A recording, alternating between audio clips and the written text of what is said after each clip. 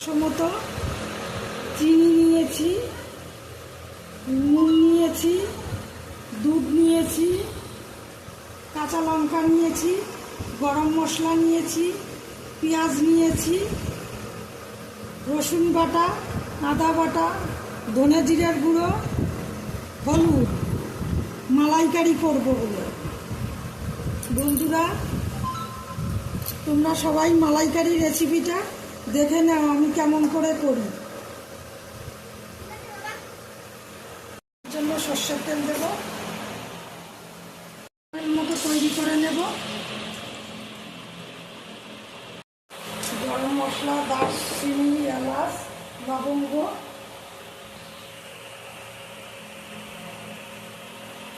একটা পেঁয়াজ কুচো দিয়ে দেবো।